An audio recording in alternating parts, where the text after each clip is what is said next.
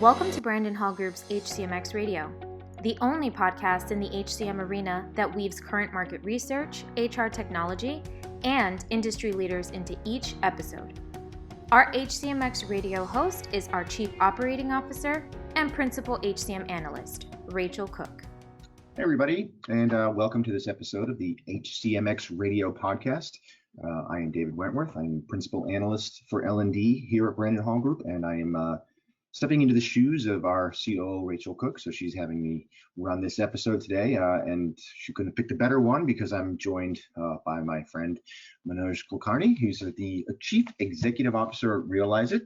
For those of you who don't know Manoj, maybe, he leads all aspects of Realizeit's commercial development and operations in the US and in Europe. And he's held senior executive roles for more than 15 years, providing transformational leadership in high volume global businesses in education, technology, and the retail sectors.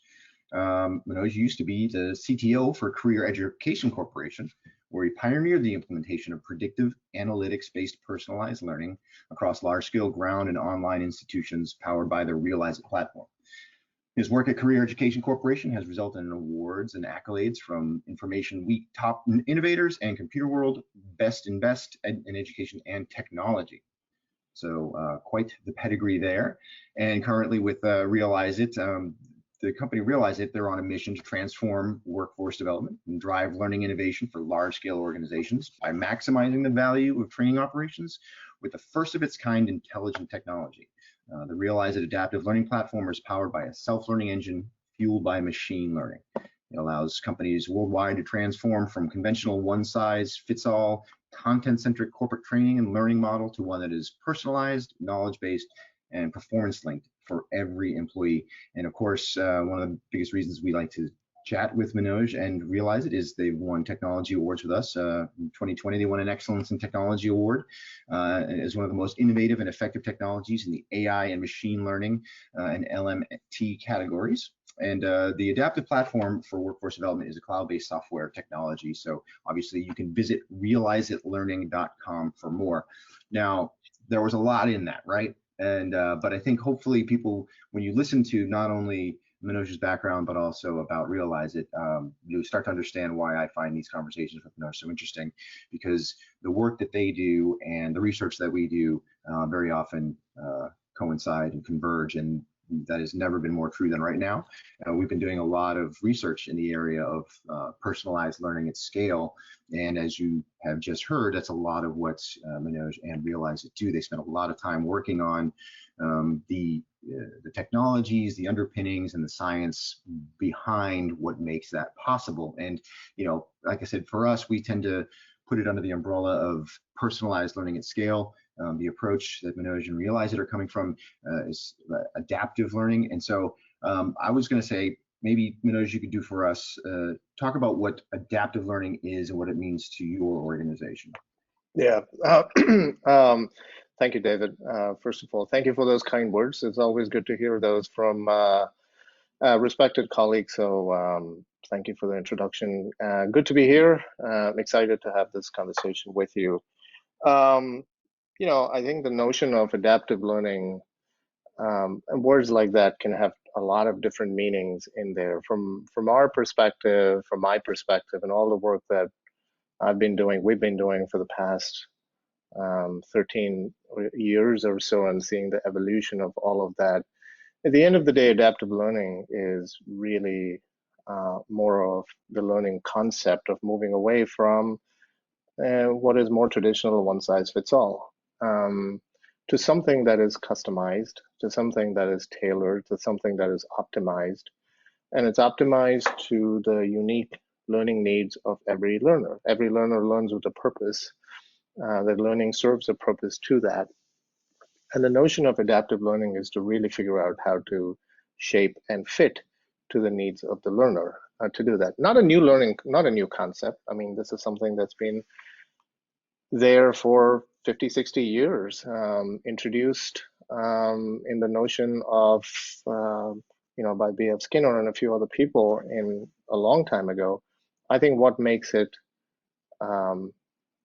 different or viable today is the notion of it being brought to life with the use of technology at scale, right? So today, when people talk about adaptive learning, they don't just talk about the pedagogical aspect about it. It really is also the technology capabilities that come along with it that make that happen. But simply, it is the true definition of the word adapt, which is to be able to shape, fit, form, tailor, to that. And the whole notion of adaptive is to make the concept of learning and the process of learning and the business of learning adaptable, first and foremost, and adapted to the needs of the learner as well as all the stakeholders in the ecosystem of learning within a workforce context. So that's the way we sort of look at it, which is, although it's okay to lead with technology and it's okay to lead with AI and machine learning and all the cool concepts about it, really, first and foremost, when we talk about adaptive learning in the workforce context, it's really transforming the business of learning through adaptive. It's making the business of learning adaptive through the use of technology, not just the use of technology to be able to shape content that is delivered towards a learner. Right. And, I think the key is at no moment in time in recent memory does the terminology adapt and adaptive mean so much, right? All people have been doing for the last 18 months has been trying to adapt. And fast and quickly. Right. We need processes, we need technologies, we need all these, everything needs to be able to adapt quickly and also at scale, right? Because, when we start to talk about adapting the learning experience for me and personalizing it for me, it doesn't mean that it should have my name at the top of the page and most things should be in green because I like green. That's not what we mean. It's all these deeper, bigger things. But when you were talking, it made me think of something. You say, oh, not a new concept, right? 50, 60 years. Yeah, pedagogy's been around. This idea. You yourself have been working on this. 15 years plus. It's kind of does it drive you crazy that we're still trying to push this almost sometimes? I just I know you and I think about this stuff all the time, right? I'm doing the research, I'm looking through the data, and so in my mind, it's just one of mine, and this is common sense, and this is how it should be. Why is it that this is so hard to sort of get going? Is it because the technology hadn't caught up yet, and now we're there, or what is it? I think it's a great question. In fact, you have done a lot more work in the research that you've provided, and I've seen a little bit of what you've done. So you've certainly tried to explain in terms of what are some of the challenges and barriers that prevent people. Invariably, when we talk to people, nobody disagrees with the concept or the value of it, right, at the highest level with it. So, given a chance, people would say, yeah, that's exactly what we need to do. And we always talk about the fact when people come and talk to us to say, we want to do adaptive learning, the first question is why? What are you really trying to get out of it? It's a means towards an end. We want to personalize it. Well, why? What does that mean? Towards what aspect associated with it? I would say that there are probably about 3 reasons to do that. One is that I think it is largely about the technology, right? People always say, well, how am I going to get it done? It's so daunting to think about these things. How do I make that happen? So it's always about the technology. Is the technology there? And secondly, is it mature enough and advanced enough for people to be able to do that? I think that probably is one of the biggest reasons that people just don't know about the maturity of these technologies. The second aspect, I think, has to do with mindset, and the mindset of people still is that there has to be an external force to move learning, because learning itself in an organization has developed a mindset in terms of what purpose they really solve, within an organization. And your research reveals the fact that at the end of the day, learning has to be purposeful towards really making it learning focused, really making it outcome focused, really making it linked to the strategy associated with it.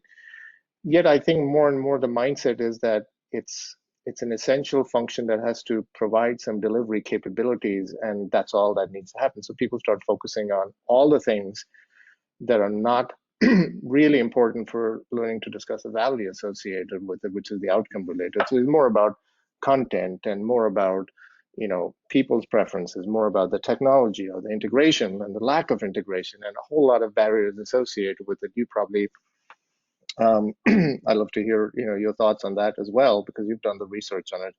So I think it's really the second one is really the mindset of the organization to be ready and prepared to do this stuff. Mm-hmm. And I think the third one, which should really be the stuff, is that when the value of a learning is being questioned, are people really in an innovation mindset to be able to say, we need to sit down and really rethink how learning is actually orchestrated and how learning is actually put in an organizational context. So when we talk to people, first and foremost, I think it's the assurance that the technology is there and it will work, is, I think, question number one as to why it doesn't go there. Second is, if you do assure them there is a technology, there's the whole capability of, okay, so will I be able to do this stuff? Will my organization be able to do this stuff? Can I be able to go on this journey? How do I get myself to the expertise that's needed with it? And the third thing really is around, where do we start? Because I think people then either have a big thinking, which is like, I need to get here, or a status quo thinking, which is like, I'll never be able to move off my status quo to make that happen. So to us, it starts with the business of learning and really looking at how business of learning happens within an enterprise, and understand how these technologies can happen. The good news is that I'm seeing the movement. Right now is the time, I think, particularly as COVID has happened, as people have been forced to do things. The trends are definitely towards more learning analytics and personalization, because people realize that now, if anything, learning has to elevate itself to be able to really support the agility that businesses need today. And the onset of digital transformation is also bringing some of those aspects of it. But I think it's a combination of people, not ready to do it because they just didn't believe that, some of the supporting capabilities were there to be able to make that happen. Yeah, I always think of it, all those things that you're saying are very true. And I think about organizations, likening it to moving into, let's say, a brand new state-of-the-art townhouse, beautiful location. It's exactly everything you wanted, and that's where you want to go. So the idea is, yeah, of course, I want to go there, right? So the organization says, yes, I would like to be in that place. Let's go there. And so the motivation is there to do it. But then they look around at the house that they've been in for 30 years and all of the stuff that's in that house and piled up, and they look at it and go, wow, how do I move this? What do I bring? Do I bring any of it? I really don't feel like looking through all of it. Right? And so suddenly it becomes this arduous task, this big thing that I don't want to even bother with it. And so I think that's what's holding a lot of folks back, is this sort of, it starts to look like such a big picture thing, and there's some short-term work that needs to be done, that it's hard to get people over that little hump of the short-term work, because there's so much work to be done on a day-to-day basis anyway. But if an organization can take the time to really do an assessment of what their current learning environment is, and what's working, what isn't, what can go, what can stay, what do they need to move forward, what kind of technologies might they need to get to where they want to be, and then what does it take to do that, knowing that once you sort of do that work and get to that place, it's self-propelling after that, right? Like once you get into this thing, the maintenance required for it is much less than this one initial shove. And like you said, the pandemic happens, that's like your house caught fire. So now exactly you have to do something. Yeah, no choice. And so that's I've been seeing is and it's hard to put it in these terms, and I always feel weird when I say it's an opportunity in the light of a pandemic, which has not been good for a lot of reasons. But there's that opportunity that all the companies that have been thinking about these things and kind of nudging it around and picking at the edges suddenly were forced to do something. Now the challenge is, were you forced to do something too quickly and make poor decisions, or are you able to actually look at this strategically and realize that you're creating something very future looking, very sustainable, and not, I just got to get through the next 6 months? Yeah, I think, and that's the thing that we constantly advise people, right? I mean, it's like going out to shop when you're starving, right? You invariably make bad choices about what you want to do at that point in time. So the question is, you want to work on wellness before you get to hunger and starvation. And I think that's why it requires people to take a look at it ahead. The forcing mechanism has been the pandemic and COVID. It has forced people to kind of look at it and say, we need our businesses to be more agile. We need our businesses to have more digital. We need our businesses to be more intelligent. And I think in that sense, learning really now has the opportunity to elevate itself to really start providing some of that stuff. And it is possible to make that happen. And I understand the barriers. I mean, you've done the research and you know sort of some of the things that you've articulated in there as to why people don't, want to do that stuff. But more and more, it's not a question of should we do it or not. We are finding out it's really more about how do we do that stuff. I think that is where the question has moved to. Whereas before it used to be, should we do this? Is this for us? Is this now? It's a question of how do we do it? What's the process to do that, and how long is that process to make that happen? At the end of the day, I think what needs to change is really this whole notion of enterprise thinking, because you need to deliver some of this at the scale of the enterprise and not just for single reasons to do that. That said, you need to start somewhere. And we always talk about the fact that, adaptive learning, personalized learning is a means towards an end. Find out your ends, inventory your ends. What is the end that speaks to you the most and where you can apply adaptive learning.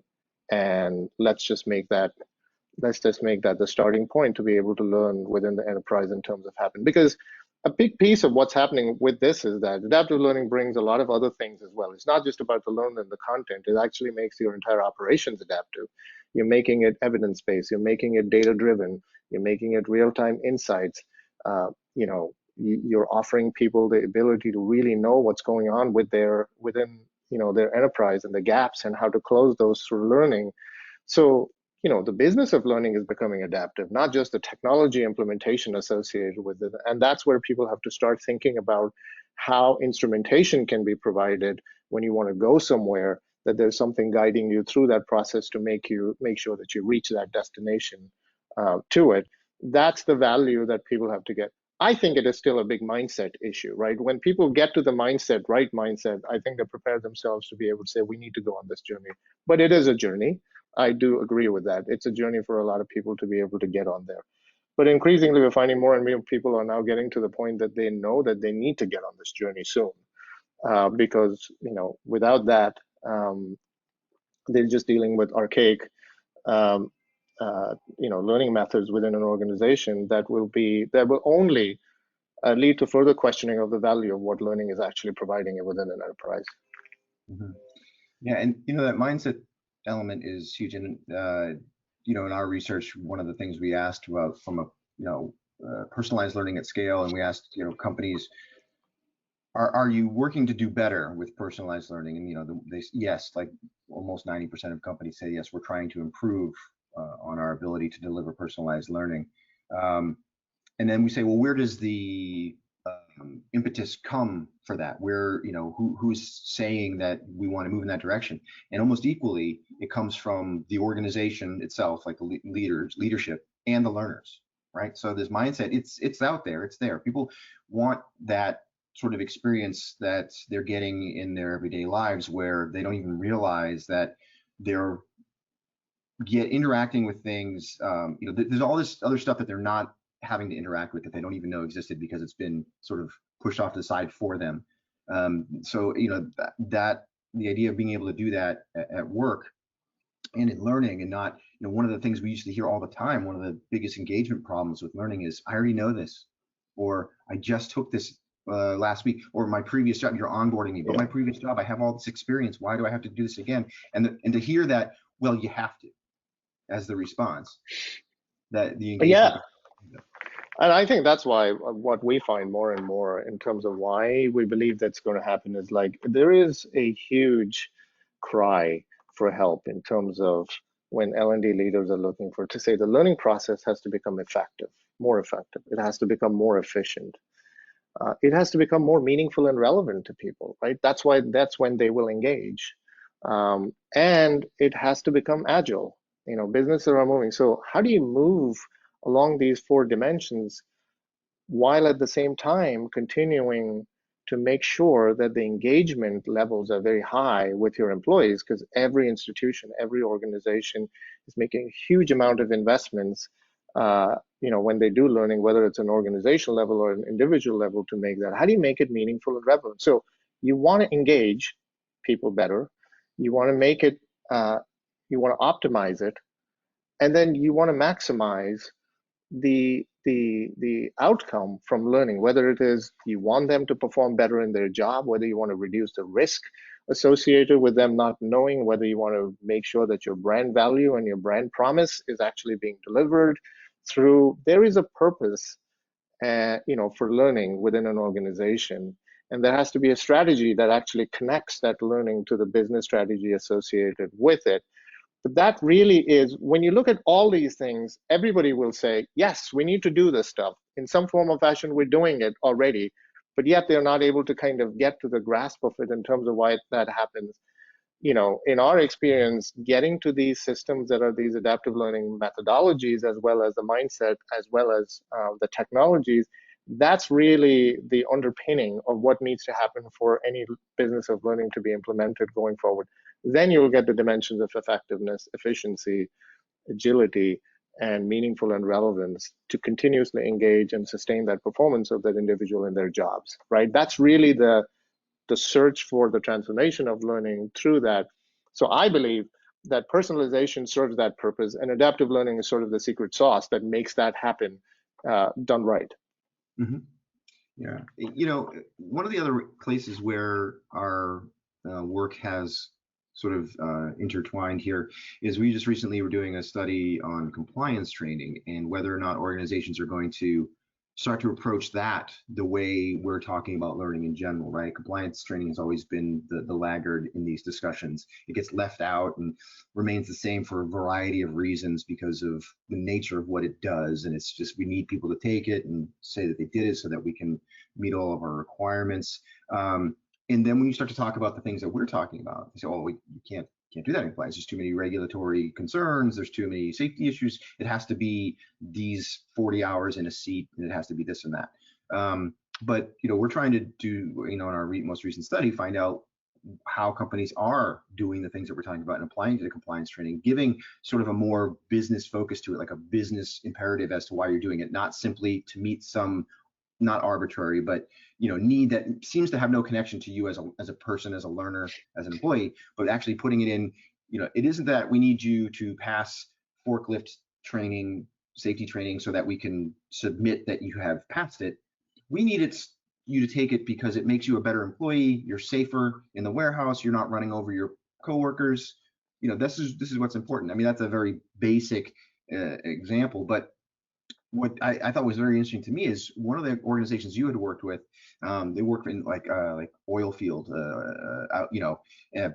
big, heavy safety, regulatory compliance issues where you think this stuff wouldn't exist.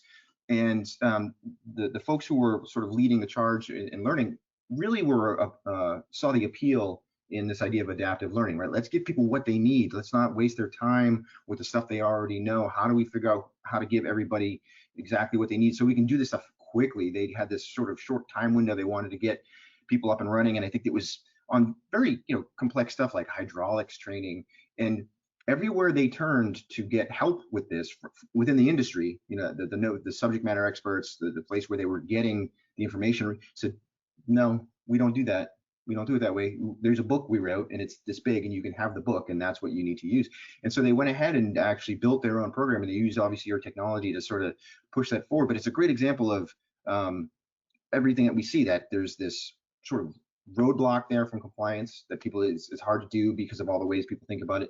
But given the right mindset, it can be done. And the results are great. They were able to get everybody up to speed just the way they needed to, where they needed to, very quickly. And you're talking like remote locations across the globe. Being able to do this. I thought it was a fascinating example. Yeah, I mean, and we have many examples like that because, I think compliance is a process. Compliance is not an outcome. Competence is the outcome of compliance, right?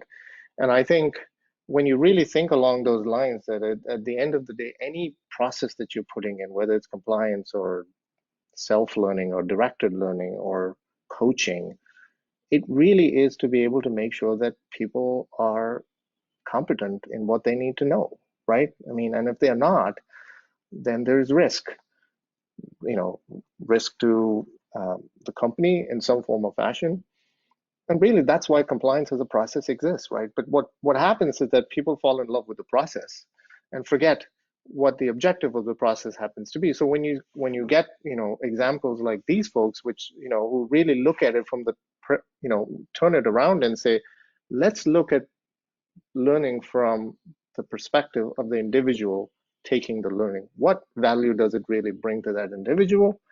And therefore, how does the organization benefit from it? And then you can talk about the fact that you break this one size fits all, always done this way model, which is, yep, you have to do a compliance, you have to tell them what to do, they'll click through, they have no idea why they're doing it, they have to do it because it's something that has to be done, benefits the organization, so they can check off a box somewhere else.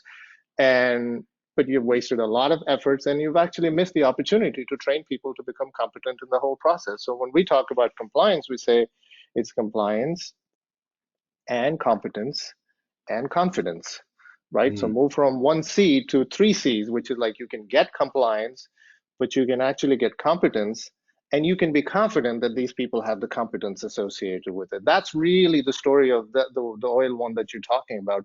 They don't know their people because they're all on remote ships. And at the end of the day, their ability to gain their business is from the standpoint that they can actually prove to their potential customers that these are the best people that you should employ, to do your job, because they're doing a high stakes operation, for making that happen. So compliance is necessary, but it's not sufficient. And, really the people have to extend compliance into competence and confidence as well, right? So that's really the example out of there. And that's just, how looking at things in a different way, really help understand what the purpose of learning happens to be. Why adaptive learning in there? All it's doing is it's forcing people to really understand what is the process of learning all about and towards what outcome, right? And it really changes the focus from the organization's processes or the content associated with it to really what it means to the individual learner, right? In terms of value. Yeah, one thing that really struck me about that example too is so key to this whole thing is that the previous method for the training was with these in-person workshops, right? And the learners said they loved them, right? The feedback was, oh, we love these. These are great. So learner feedback, good. Completion rates, great. But they would go and they would look at all the outcomes from the hydraulic standpoint. There were all these incidents and accidents, and they weren't diminishing. So they said, we have to do something. So many organizations will look at their learning, not even just compliance, the learning in general, say, wow, everyone finished it, everyone loved it, job well done.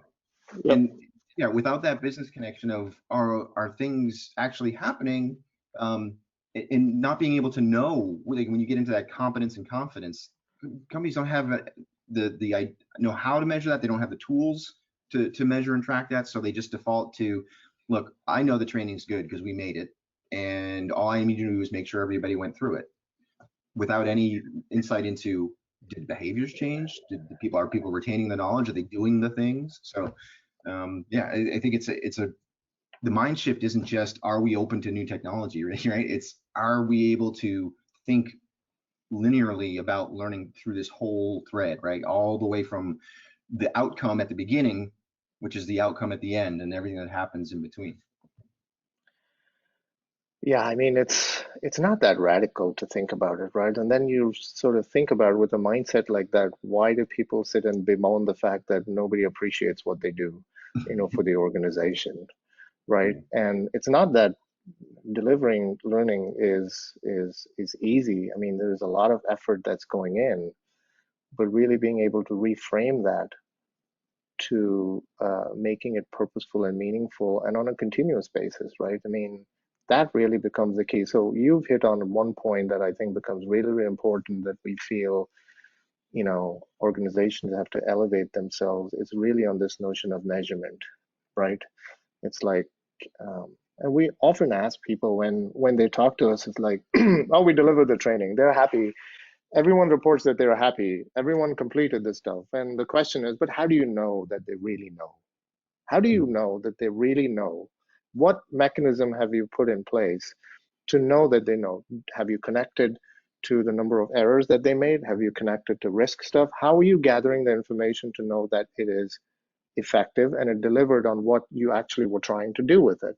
If your objective was just to deliver it and say, my job was to deliver it, then that's great. If your job was to say, I need to know that they need to know, and maybe that's not the training organization's job, but we find increasingly more and more people are doing it. But a business leader who's responsible for that and making the investment of their resources and sending them to training and learning has to be at least asking the question to say, do I know that they know or do I not know that they know? And if they don't know, what is it that they don't know, and why is it that they don't know, and how do I get them quickly to closing those gaps associated with it?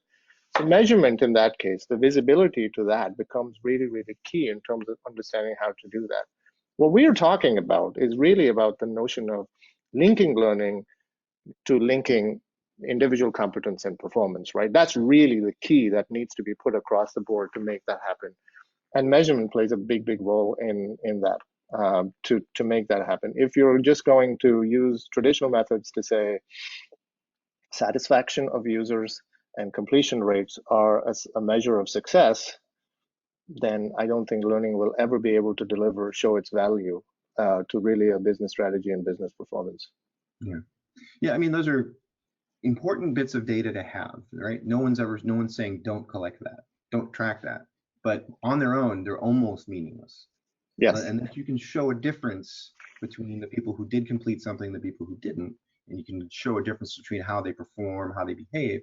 Now you've got something. But if you're simply saying people finished this, and many organizations are satisfied, like the leadership, C-suite, satisfied with that data because it's all they've ever gotten. Exactly. But you know what? That's the exciting part about all of this stuff, right? I mean, I've been doing this for such a long period of time. I've been inside organizations as a corporate executive, managing a lot of people, and now it's as somebody who's trying to become a value provider and is a value provider to people. To me, this is the exciting part about how whatever you call it, data-driven, evidence-based practices, continuous feedback loops. Use of technology, use of intelligence, use of machine learning, use of AI for patterns, to be able to produce that instrumentation and that intelligence that is really where the whole excitement about where learning is going towards, right? It's really getting to that next generation and taking that leap to it to be able to have it finally deliver on things that people are really looking for learning to do. I find this to be an extremely exciting time for learning. Yeah, like I said, the sort of silver lining to all this, right? The opportunity that's presented itself. We've seen it in our research that learning professionals, learning leaders have felt significantly that learning's profile in the organization has elevated over the last 12 to 18 months. The organization has leaned on learning to do a lot as far as keeping connected and with the now remote workforce and making sure people have the skills they need and are adapting to whatever impact it has had on their particular industry or organization, because it's been different for everyone. And learning has really been elevated and not just simply a tool to use. It's been a strategic partner to figure out how to get there. So it's it's there, and it's time to really seize on that and don't let it go, right? This is the opportunity now that you've got that position as a learning leader, to seize that and to drive forward and try to accomplish the things that you've been, everyone's been talking about for so long. Yeah. All right, I think we've, we're coming up on time here, but I did want to say, I know that we've worked together on several items. There's if you go to Realizeit and see they've got a handful of ebooks, as well as there will be a broader research brief that comes out that sort of encapsulates all of this stuff, that talks about what it is, what are the drivers, some strategies about how to get it done, what the outcomes would be, as well as some examples of companies that do this. I think some really fascinating stuff. So obviously look at that. Anything else, Manoj, that you wanted to make sure that people are aware of? No, I think there's a lot of, there's a lot of learning from other other organizations that are doing this stuff. Certainly the research that you're doing is, and you've done is phenomenal, David. So what I would encourage people to do is, know that this is the right time to start thinking about these things. There are external forcing mechanisms that have pushed us in this direction.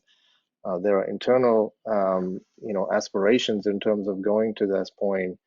I think it's finally at the point where all of that has converged to kind of for organizations to really start on the things that they want to do for their employees. I mean, your employees are looking for this kind of learning, to make that happen. And I would say get educated. I mean, we're definitely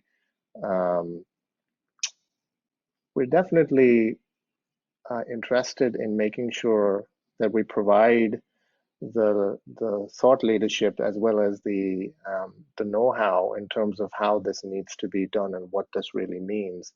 So we've created resource centers to be able to, for people to be able to go and look at this stuff, collaborating with a whole lot of folks, giving examples. So take a look at that.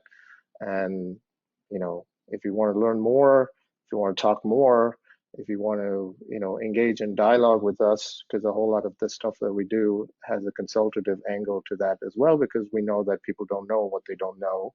And we've been down the path. So we certainly are open to that conversation with people to make that happen. But, like I said, I find this to be an extremely exciting time, for learning to really, make that leap into this really digital, intelligent, agile, value producing capability that we've all been looking for it to make it happen.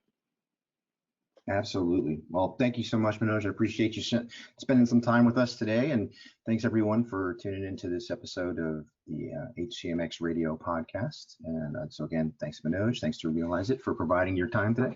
And we hope to talk to you again soon, Manoj, on one of these, as well as have everyone join us for other episodes of the podcast. So again, thanks for joining me. And hopefully we'll see Rachel back on the next episode. So thanks everyone.